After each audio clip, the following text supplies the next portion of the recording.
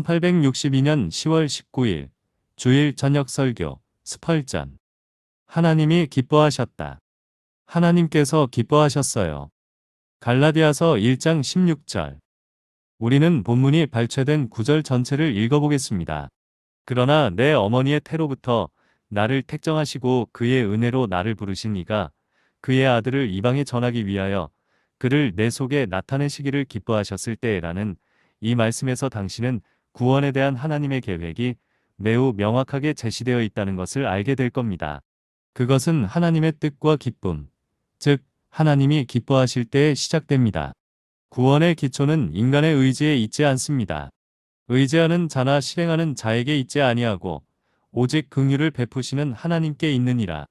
구원은 인간의 순종에서 시작하여 하나님의 목적을 향해 나아가는 것이 아니라 여기서 시작됩니다. 생수가 흘러나오는 샘터인 하나님을 기쁘시게 하는 곳, 여기에서 시작됩니다. 하나님의 주권적 의지와 선한 기쁨, 다음에는 흔히 선택이라는 이름으로 알려진 분리의 행위가 있습니다.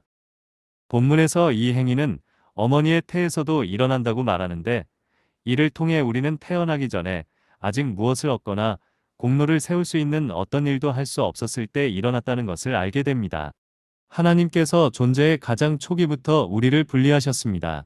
그리고 사실 그보다 오래전 아직 산과 언덕이 쌓이지 않았고 바다가 그분의 창조력으로 형성되지 않았을 때 그분은 자신의 영원한 목적 안에서 우리를 그분 자신을 위해 따로 구별하셨습니다.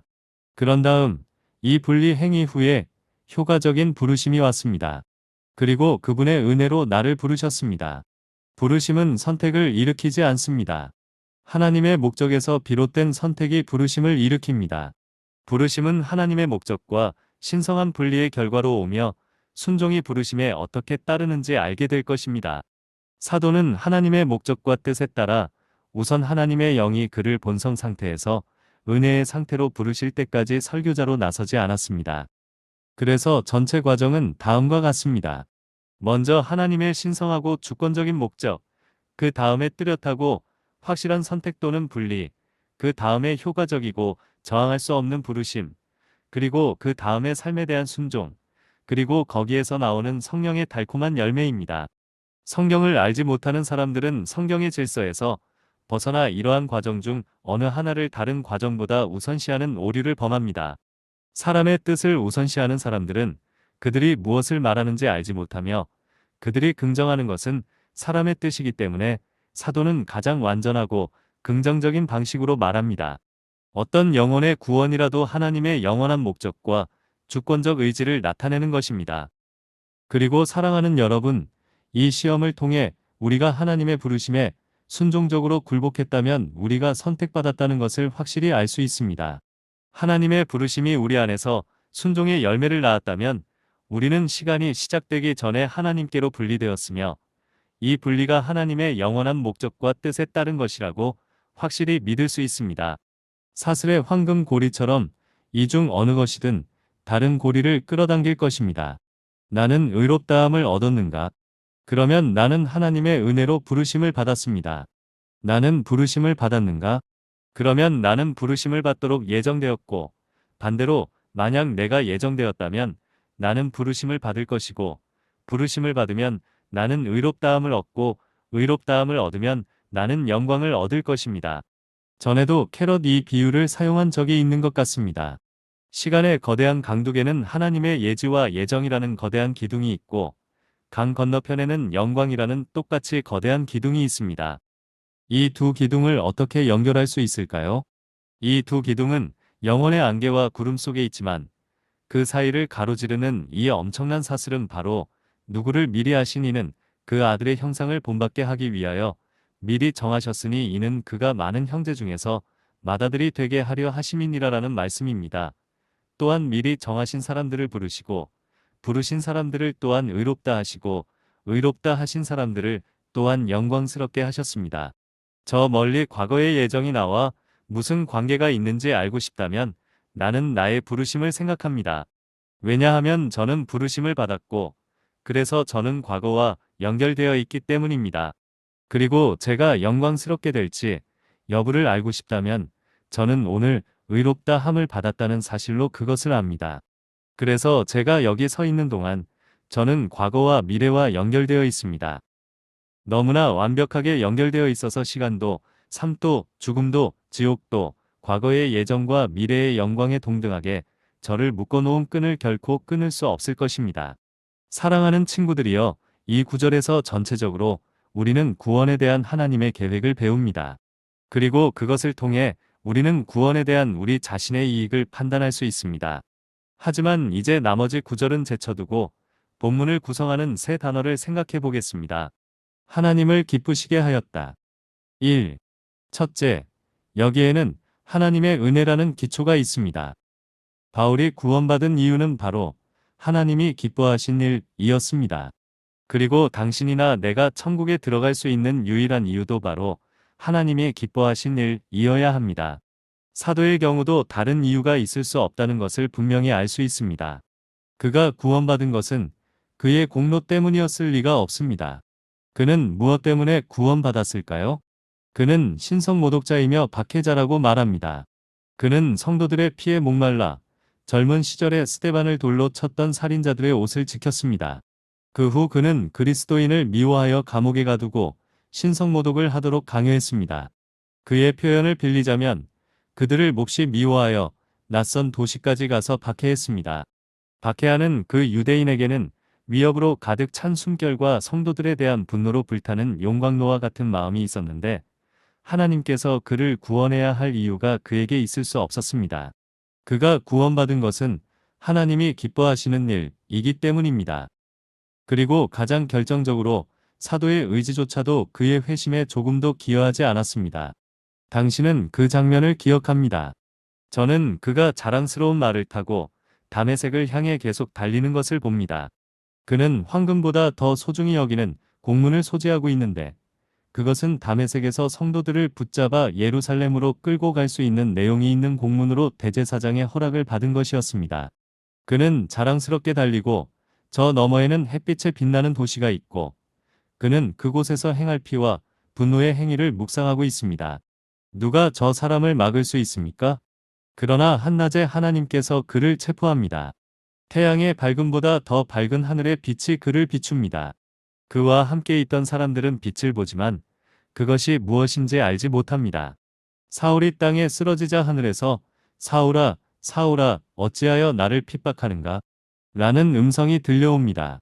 그는 주님, 당신은 누구십니까? 라고 묻습니다. 대답은 나는 내가 박해하는 예수다. 가시체를 발로 걷어차는 것이 내게는 힘들 것이다. 였습니다. 솥과 날카로운 창을 발로 차는 것처럼 힘들다는 겁니다. 그는 앞을 보지 못하지만 전보다 더 많은 것을 보고 일어납니다. 그는 그리스도의 제자들을 체포하기 위해서가 아니라 아나니아로부터 그리스도의 용서가 그에게도 주어질 수 있다는 복음을 배우기 위해 다메섹으로 들어갑니다. 사흘 만에 그는 회심하고 그리스도의 이름으로 세례를 받고 다메섹의 작은 교회에 나와서 하나님이 그의 영혼을 위해 행하신 일을 전하고 회당에서 그리스도가 하나님의 아들이라고 설교합니다. 이 박해자가 구원을 받아야 할 이유는 하나님을 기쁘시게 했다는 것 외에 어떤 것이 있을 수 있나요?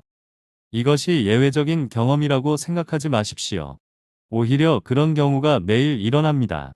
많은 사람들이 회의론자로서 이 예배당에 왔다가 주 예수 그리스도를 믿는 진실한 신자가 되어 나갑니다. 저는 이곳에 와서 비웃고 조롱하기만 하는 사람들을 알고 있지만 그들은 지금 여기 기도하기 위해 남아 있습니다.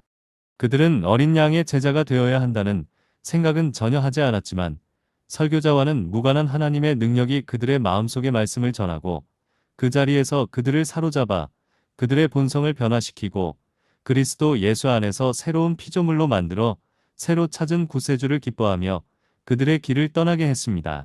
그리고 저는 그러한 모든 사람들이 하나님을 기쁘시게 했다는 것 외에는 다른 이유를 찾을 수 없는 그러한 은혜를 기꺼이 증거할 것이라고 확신합니다. 그들의 죄가 뻔뻔하고 심각 쌍기역 한악의 형태를 띠고 있기 때문에 그들의 삶이나 그들의 쌍기역 본성에 얼마나 죄가 많았는지 증명하는 사람들이 있습니다. 그들은 죄인이었던 도시의 그 여자와 닮았습니다. 그리고 그들이 죄에 있어서 그녀를 닮았듯이 사랑이 있어서도 그녀를 닮아 눈물로 구주의 발을 씻기고 머리털로 닦을 준비가 될 것이라고 믿습니다. 다소의 사울처럼 깊은 죄를 지었으나 이제 진정으로 회심한 사람들도 있을 수 있습니다. 그렇다면 그들도 사울처럼 자신의 회심이 하나님의 과분한 은혜로 인한 것임을 인정하게 하세요. 존 브래드포드의 말은 자주 인용되어 왔지만 몇 번이고 되풀이할 필요가 있습니다. 그는 타이번으로 가는 도중에 교수형을 당하기 위해 끌려가던 사람들이 살던 집에 있게 되었습니다. 그리고 그 잔혹한 시대에는 순식간에 목숨을 잃은 사람들이 많았습니다. 그들 중 몇몇은 지금은 훨씬 더 관대한 처벌을 받을 만한 범죄로 인해 죽임을 당했습니다. 정직한 설교자는 그들이 자신의 집을 지나가는 것을 보고 하나님의 은혜로 존 브래드포드가 저리 가네라고 말했습니다. 그는 자신도 천성적으로 그들과 같은 일을 할 수 있는 사람이며 오직 하나님의 은혜만이 자신을 그들과 다르게 만들었다고 생각했습니다. 그리고 어떤 극악무도한 죄인에 대해 듣거나 읽을 때면 하나님이 저 사람을 내버려 두셨다면 저도 저렇게 되었을 텐데 저는 본질적으로 저 사람보다 나을 것이 없으니까요. 제 기질이 그 특정한 방향으로 기울어져 있지 않기 때문에 그의 특별한 형태의 죄에 빠지지 않았을 수도 있지만 저는 그 사람보다 더 나쁜 다른 죄를 저질렀을지도 모른다고 생각합니다. 한 배는 뱃머리에서 물이 새고 다른 배는 선미에서 물이 새지만 어느 쪽에서 물이 새든 배가 새는 곳이 어디인지는 별로 중요하지 않습니다. 어느 경우든 배는 가라앉을 것입니다. 그리고 기도의 집에 정기적으로 참석한 결과 거듭난 여러분, 아직 거듭나지 않은 다른 많은 사람들이 당신과 나란히 앉아있는 것을 기억하게 될 때 누가 당신과 그들을 다르게 만들었는지 생각하면서 하나님이 기뻐하셨다라고 말할 수밖에 없을 겁니다. 얼마나 자주 한 사람은 데려가고 다른 한 사람은 버려지는지요. 두 여자가 동시에 예배를 드리러 와서 같은 메시지를 듣고 앉아있는데 한 사람은 회개하지 않고 물러나고 다른 한 사람의 마음은 찢어집니다.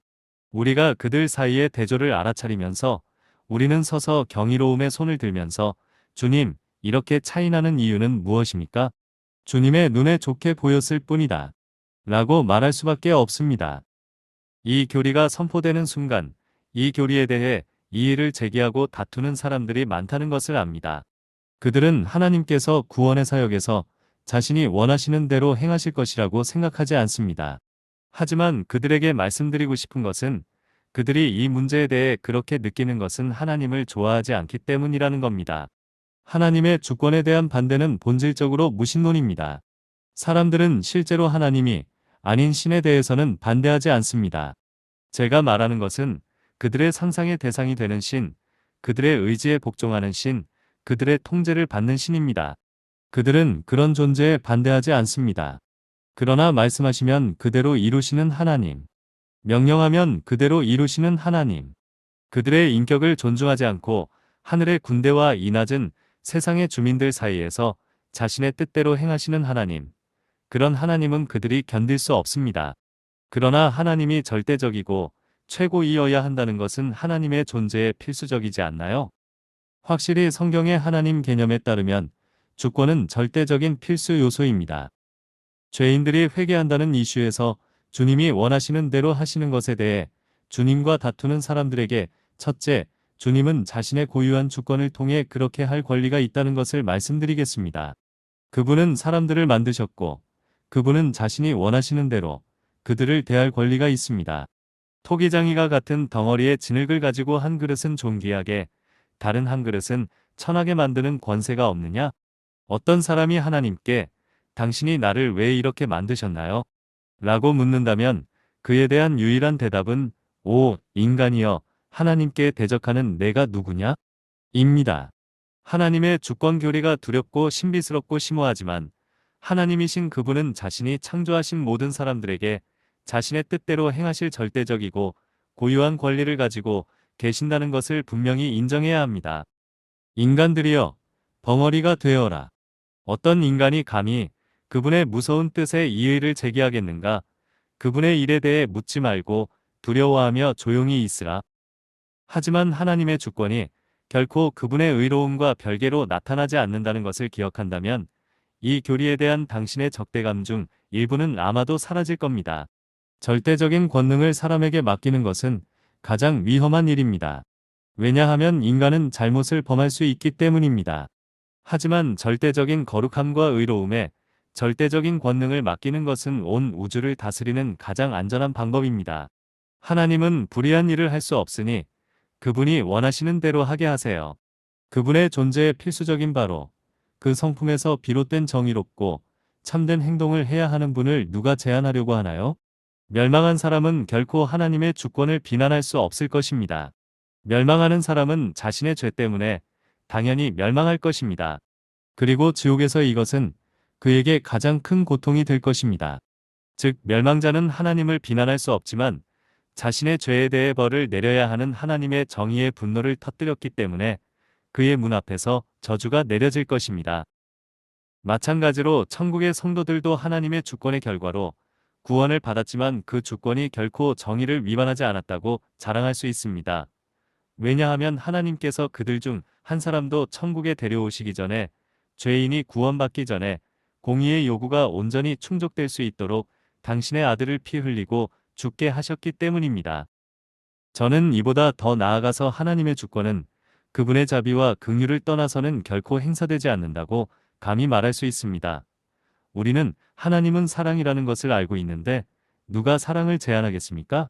하나님은 사랑, 이심으로 그분은 절대적이어야 합니다.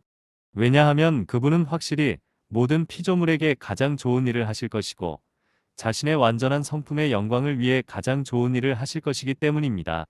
그렇다면 하나님께서 모든 법의 원천이신 그분의 뜻 외에는 어떤 법에도 구속되지 않고 자유로우시며 사랑과 자비라는 그분의 영원한 목적을 수행하는 것 외에는 어떤 필요에도 구속되지 않으신다고 생각하니 정말로 기뻐할 수밖에 없습니다. 저는 하나님의 주권 교리에 대한 많은 반대가 하나님에 대한 오해에서 비롯된다고 확신합니다. 저는 어떤 사람들이 하나님이 전능한 폭군인 것처럼 하나님의 진리를 왜곡하여 표현하는 것을 알고 있지만 성경은 그런 풍자를 정당화하지 않습니다. 그리고 저는 이미 자주 언급했듯이 다시 한번 하나님에 대한 그런 모욕에 대하여 정말로 진지하게 항의를 합니다. 어떤 사람이 죽으면 그의 피를 하나님의 문에 놓지 마십시오. 어떤 사람이 길을 잃으면 그의 파멸은 스스로 초래한 것이지 항상 은혜로운 우리 하나님의 책임이 아닙니다. 그러나 동시에 어떤 사람이 구원을 받으면 그 구원의 영광을 하나님께 돌려야 한다는 것을 기억하십시오. 저는 종종 이 두 가지 진술이 어떻게 서로 일치합니까? 라는 질문을 받곤 합니다. 하지만 그 질문은 저를 당황하게 하지 않습니다. 왜냐하면 저는 그것들이 서로 일관성이 없다는 증거를 전혀 볼 수 없기 때문입니다. 누군가는 하지만 저는 이 교리를 이해하지 못합니다. 라고 말합니다. 그럴 수도 있지만 우리가 당신에게 하나님의 진리를 알려줄 의무는 있지만 이해할 수 있는 능력을 줄 의무는 없다는 것을 기억하세요. 게다가 이것은 이해의 대상이 아니라 하나님의 말씀에 게시되어 있으므로 믿어야 할 문제입니다. 한 사람이 멸망한다고 해서 하나님을 탓해서는 안 된다는 것은 신학의 공리 중 하나입니다. 또 한 사람이 구원을 받으면 그 모든 영광을 하나님께 돌려야 한다는 것도 신학의 공리입니다. 구원은 주님의 것이라는 진실은 우리가 자연에서 보는 것만큼이나 성경에 분명하게 드러나 있습니다. 그리고 멸망은 인간에게 책임이 있다는 것은 사물의 본성과 성경의 가르침 모두에서 똑같이 확실합니다. 하나님의 두 가지 진리를 붙잡으십시오. 극단적인 칼빈주의자나 극단적인 아르미니안주의자 중 어느 쪽으로도 치우치지 마십시오. 칼빈주의에도 진리가 있고 아르미니안주의에도 진리가 있으며 하나님의 진리 전체를 붙잡으려는 사람은 한 체계에 갇히거나 다른 체계에 얽매이지 말고 성경에서 진리를 찾을 수 있는 곳이면 어디든지 진리를 취하고 다른 세계에 들어가면 지금 자신이 이해할 수 없는 것을 결국에 명확하게 보여주실 진리에 하나님께 맡겨야 합니다. 어쨌든 저는 이것을 매우 분명하게 정리했으며 우리 중 누구라도 구원받은 사람이라면 우리의 회심에 대한 설명은 바울의 설명, 즉 하나님이 기뻐하셨다는 설명과 동일하다는 점에 모든 회심자가 동의해야 한다고 생각합니다. 이제 두 번째로 본문을 다른 방식으로 사용하겠습니다. 여기에는 겸손의 근거가 있습니다. 바울은 설교자였는데 왜 설교자가 되었을까요? 하나님을 기쁘시게 했기 때문입니다. 혹은 하나님이 기뻐하셨기 때문입니다.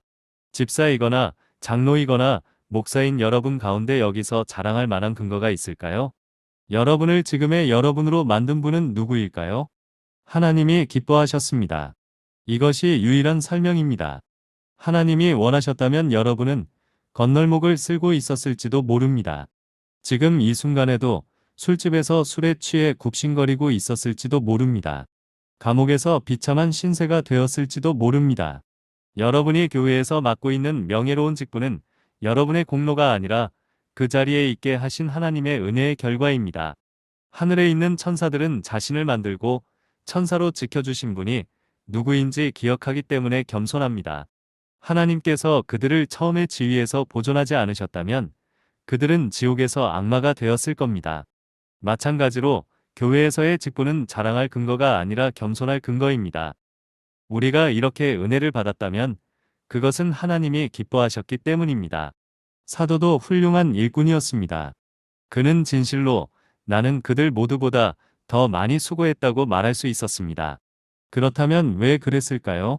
그것이 자랑의 이유였을까요? 결코 아닙니다. 그는 그러나 내가 아니요 오직 나와 함께하신 하나님의 은혜라고 덧붙였습니다. 여러분은 사람들의 회심을 위해 열정적으로 열심을 내고 있습니까? 하나님의 진리를 전파하고 죄인들을 그리스도의 십자가로 인도하기 위해 밤낮으로 수고하고 있습니까? 그렇다면 고귀한 일을 계속하되 그것으로 하나님으로부터 칭찬을 받을 자격이 있는 것처럼 자신을 과시하지 마십시오. 당신이 가진 모든 미덕, 순수하고 사랑스럽고 좋은 모든 평판은 하나님이 기뻐하셨기 때문에 당신에게 주어졌다는 것을 기억하십시오. 게다가 바울은 가장 성공적인 전도자였습니다. 수천 명의 사람들이 그를 영적 아버지로 인정했습니다. 아시아의 많은 지역, 그리스와 이탈리아, 아마도 스페인, 심지어 영국에서도 이 위대한 십자가의 군인이 승리의 행진을 한 흔적이 발견되었습니다. 그가 가는 곳마다 그는 논리적인 자를 당황하게 했고 자랑하는 자를 침묵시켰으며 이교도들에게는 우상을 던져 버릴 사람이 왔다고 느끼게 했습니다. 그는 세례요한처럼 높은 언덕을 무너뜨리고 골짜기를 메워 그의 하나님을 위한 대로를 곱게 했지만 그가 이 모든 것을 자랑하는 것을 본 적이 없습니다. 그는 자신의 모든 영예를 여호와의 발 앞에 내려놓고 하나님의 은혜로 내가 지금의 내가 되었다라고 말하거나 본문의 표현대로 하나님이 기뻐하셨다라고 말했습니다. 세상에는 교만함에 대해 끊임없이 경고하는 사람들이 있는데 우리는 그들의 경고에 대해 마땅히 감사해야 합니다. 의심할 여지 없이 그들은 매우 필요한 사람들입니다. 특히 그들 중 일부가 우리에게 경고하는 것은 경고 자체가 우리에게 절실히 필요하기 때문에 그런 것은 매우 관대한 일입니다. 얼마 전에 어떤 그리스도인 여성에게서 교만에 대한 경고를 받은 적이 생각납니다. 그녀는 제가 겸손하게 지내도록 기도하겠다고 말했습니다. 저는 그녀에게 감사를 표하고 저도 그녀를 위해 그렇게 하겠다고 말했습니다. 그러자 그녀는 그럴 필요가 없다고 말했습니다. 그녀는 자기가 교만해질 유혹이 없고 자랑할 것이 없기 때문에 결코 교만해지지 않을 것이라고 확신한다고 저에게 말했습니다. 그러자 저는 그녀에게 부드럽지만 단호하게 그녀가 이미 교만하다고 말했습니다. 그렇지 않았다면 그녀는 그런 말을 하지 않았을 것입니다. 저는 하나님께서 눈에 띄는 곳에 서라고 부르시는 사람들을 늘 겸손하게 하는 그분만의 방법이 있다고 덧붙였습니다. 그리고 그분이 사용하시는 일반적인 방법은 사람들이 아무것도 모를 때 은밀하게 그들을 징계하는 것이라고 덧붙였습니다. 그리고 저는 또한 교만하면서 아무것도 하지 않는 것이 교만하고 많은 일을 하는 것만큼 쉽다고 말했습니다. 오, 세상에 제가 본 평신도 사역자들은 마치 무쇠로 된 등을 가진 사람들처럼 보였습니다. 그들은 100년 동안 한 영혼도 그리스도께로 인도하지 못할 게으른 사역자들이었습니다. 그러나 그들은 너무 위험 있고 활기차게 직업의 품위를 유지했기 때문에 의자가 불에 너무 가까워서 사망한 스페인의 왕처럼 언젠가는 품위 있게 죽을 것이라고 예상되는 충분한 이유가 있는 것 같았습니다. 그 스페인 왕은 직접 의자를 옮기거나 다른 사람에게 그 일을 시키기 위해서 종을 울리는 것은 궁정 예절에 맞지 않다고 생각해서 나중에 열병이 났는데 목숨을 잃을 때까지 가만히 앉아 있었습니다. 우리 손에 아무것도 없다면 우리는 가난하기 때문에 겸손해야 하고 많이 있다면 우리는 하나님께 너무 많은 빚을 졌기 때문에 겸손해야 합니다. 10,000파운드를 빚진 사람은 자신보다 훨씬 적게 빚진 동료 채무자에 대해 우쭐할 이유가 없습니다. 나는 10,000파운드를 빚졌지만 당신은 100파운드밖에 빚지지 않았으니 나는 당신보다 자랑할 것이 더 많다라고 말한다면 그는 어리석은 사람이 될 겁니다. 왜냐하면 그것이 그가 고개를 더 숙여야 하는 이유이기 때문입니다. 그리고 하나님께서 크게 존귀하게 여기시는 사람도 마찬가지입니다. 자신과 다른 사람 사이에 차이가 있다면 그것은 오직 하나님이 기뻐하셨기 때문이라는 것을 알고 있고 하나님께서도 그것을 기억하게 하실 것이기 때문에 자신이 늘 겸손해야 하는 이유가 되어야 합니다. 3. 이제 저는 세 번째 방식으로 본문을 용감함의 이유로 사용하려고 합니다. 저는 오늘날 우리가 이 미덕을 더 많이 보면 좋겠습니다. 우리는 그리스도를 위해 담대하게 감옥이나 화형장으로 갈 수 있었던 선조들의 영웅적인 순교자, 정신이 많이 주입되어야 하는 시대에 살고 있습니다. 정말로 많은 신앙 고백자들이 자신이 가졌다고 생각하는 종교를 부끄러워하는 것을 보면 얼굴이 붉어질 수도 있습니다. 가령 그들이 그리스도를 위해 어떤 일을 하도록 부름을 받았을 때 얼마나 자주 멈추고 논의하고 의문을 품고 주저하고 마침내 용기를 내어 앞으로 나아가는 경우에도 그들은 예수님을 위해 무언가를 하겠다고 입술로 사과를 할 뿐입니다. 어떤 설교자가 나는 그 목사님이 청중들에게 한 청년이 여러분에게 연설하도록 허락해 주세요라고 말하면서 설교를 시작해서 그를 매우 존경하게 되었어요. 라고 말하는 것을 들었습니다. 저는 그것은 하나님의 종들이 말해야 할 방식이 아닙니다. 하나님께서 그분을 위해 할 말을 주셨다면 그 말을 하기 위해 다른 사람의 허락을 구할 필요도 없고 하나님께서 허락하신 대로 말한 것에 대해 다른 사람에게 사과할 필요도 없습니다. 라고 말했습니다. 사과는 설교단에서 어울리지 않습니다. 하나님께서 자신을 대신하여 말하도록 보내신 사람은 하나님의 대사입니다. 그는 주님의 메시지를 전한 것에 대해 사과할 권리가 없습니다. 하나님께서 보내셨다는 것을 고백하는 사람은 하나님의 대사이거나 대사가 아닙니다. 만약 그렇지 않다면 즉시 설교단에서 물러나야 합니다. 그가 주님의 공인된 대리인이라면 변명할 필요도 없고 변명해서도 안 됩니다. 우리가 하나님을 기쁘시게 하기 때문에 일을 한다는 것을 느낄 수 있다면 용기가 생기고 하나님을 위해 공적을 세우는 데 도움이 될 것이라고 생각합니다. 저는 옛날 영연방 시절의 전쟁을 결코 찬성하지 않습니다. 결국 영국이 전쟁을 통해 많은 것을 얻었다고 생각하지 않습니다. 크로멜 치하에서 잠시 자유를 얻었지만 자유는 항상 칼로만 얻을 수 있는 것이기 때문에 곧 다시 잃었습니다. 하지만 크로멜을 그토록 강력하게 만든 것, 즉 그를 철기병의 지도자로 세운 것은 하나님을 기쁘시게 하는 일이라는 확고한 신념이었지요. 그리고 그의 병사들이 수많은 격전지에서 승리를 거둘 수 있었던 것도 그것이 하나님을 기쁘시게 한다고 느꼈기 때문입니다. 그들에게는 싸우는 것이 합법적인지의 여부는 문제가 아니었습니다. 그들은 이미 그 문제에 대해 결심을 굳혔습니다. 그들은 작은 병사들의 성경을 꺼내어 불같은 시편을 읽었습니다. 그들은 시편을 읽자 피가 끓어오르며 옛 십자군이 외치던 하나님의 뜻대로라는 외침과 함께 만군의 여호와라고 함성을 지르며 전투에 뛰어들었습니다. 그리고 그들은 하나님이 기뻐하신다고 느꼈기 때문에 승리했습니다. 그리고 오늘도 한치 싸워가며 죄의 무리에 맞서 매시간 싸우고 있는 당신과 저는 우리 자신의 힘으로만 서서 십자가의 군사로서의 부르심을 의심한다면 결코 강해질 수 없습니다. 그러나 우리가 하나하나 타격할 때마다 하나님을 기쁘시게 한다고 느낀다면, 그리고 우리가 적의 영토로 진격할 때마다 하나님을 기쁘시게 한다고 말할 수 있다면, 그리고 전쟁터로 돌진하는 우리의 함성이 하나님을 기쁘시게 한다면 우리는 영웅들의 발자국 아래 땅이 다시 흔들리는 것을 느낄 것이며 달처럼 아름답고 해처럼 맑으며 깃발을 든 군대처럼 무서운 하나님의 교회의 모습을 볼 수 있을 것입니다. 십자군의 힘도 십자군이 하나님을 기쁘시게 한다고 생각한 데서 비롯된 것이니까요. 형제 자매 여러분, 우리 땅이 교황주의에서 벗어나려면 이 오래된 열정을 되찾아야 합니다. 유럽이 하나님의 자유로 자유로워지고 아프리카가 하나님의 진리의 빛으로 짙은 어둠을 몰아내고 아시아, 미국, 호주가 주 예수 그리스도를 위해 승리하려면 하나님께서 부르신 사람들은 하나님을 기쁘시게 하기 위하여 싸워야 합니다. 분명히 그리스도의 뜻이라고 고백하는 여러분 중 누구도 하나님을 기쁘시게 하는 이 위대한 목적을 위해 무언가를 하지 않는다면 만족할 수 없을 것입니다. 성찬식에 참석할 때 하나님께서 당신 안에 계시고 당신의 몸을 그분의 보좌로 삼으시고 당신의 몸과 영으로 하나님께 영광을 돌리는 위대한 삶의 목적을 이룰 수 있게 하신다는 것을 깨달으십시오.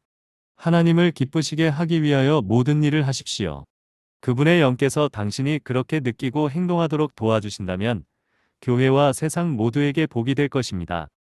시간이 많이 지났지만 아직 끝나지 않았으니 나머지는 간략하게 말씀드리겠습니다. 다음은 인내심을 위한 변론입니다. 하나님께서 기뻐하셨다. 잔은 쓰지만 칼은 날카롭고 제갈은 딱딱하고 상실은 아프지만 하나님을 기쁘시게 하기에 우리는 막대기에 입을 맞추고 인내하며 아버지의 뜻에 경배합니다. 다음은 소망을 위한 제안입니다. 다소의 사울을 구원하는 것이 하나님을 기쁘시게 하셨다면 그리고 그분이 그를 구원해야 하는 유일한 이유가 그분이 기뻐하셨기 때문이라면 왜 당신을 구원하지 못할까요? 술 취한 적이 있습니까? 더러운 욕망의 구렁텅이에 뛰어들었습니까? 부정직함으로 자신을 더럽혔나요? 그래도 하나님이 기뻐하신다면 그분은 당신을 구원하실 수 있습니다. 이제 저는 그리스도를 신뢰하는 모든 사람을 구원하는 것이 하나님을 기쁘시게 한다는 것을 압니다. 그러므로 그리스도를 믿는다면 당신은 구원받습니다. 깨어나세요. 오 남자여. 깨어나세요. 오 여자여. 그리고 이것이 당신의 언어가 되게 하세요. 나는 죄인의 우두머리이지만 자신을 죄인의 우두머리라고 부르는 다른 사람을 구원하는 것이 하나님을 기쁘시게 했습니다. 자비로운 왕께 다가가리라. 용서의 홀을 쥐고 계시는 그분께 가리라. 아마 그분은 내게 만지라고 명하시리라. 그때 간청하는 자는 살아나리라. 만일 당신이 그리스도 예수 안에 있는 하나님의 주권적 자비에 당신 자신을 맡긴다면 그것은 하나님을 기쁘시게 할 것이고 당신은 구원을 받을 겁니다. 그리고 마지막으로 우리의 본문은 거룩함과 열심에 대한 동기를 말씀하고 있습니다. 하나님이 기뻐하셨다면, 그래서 그분이 나에게 구원받을 이유가 없었을 때 나를 구원하셨다면, 내가 더러웠을 때 그분이 나를 사랑하셨다면 이제 씻겨졌으므로 더 이상 더러워지지 않을 것입니다. 그리고 나는 거룩함으로 그분께 감사를 표하려고 노력할 것입니다. 내가 죽었을 때 그분이 나를 사랑하셨다면 이제 그분이 나를 살리셨으므로 나는 생명이 없거나 차갑지 않습니다. 오히려 나는 그분을 향한 열정과 불로 가득 차게 될 것입니다. 방금 전에 여러분에게 촉구했던 것으로 돌아가지 않고서는 이 마지막 요점을 어떻게 강조해야 할지 모르겠습니다. 하나님께서 당신이 구원받기를 원하시고 당신이 다른 사람을 구원하는 수단이 되기를 원하신다는 것, 즉 하나님께서 이스라엘의 영적 아버지나 어머니가 되기를 원하신다는 것을 느낀다면 당신의 마음은 거룩한 열정으로 끓어오르고 승리의 확신을 이미 마음에 품은 정복자로 나아갈 것입니다. 하나님께서 당신과 함께 하시고 당신은 계속 정복하고 정복할 것입니다. 주님께서 예수님을 위해 축복을 더해 주시기를. 아멘.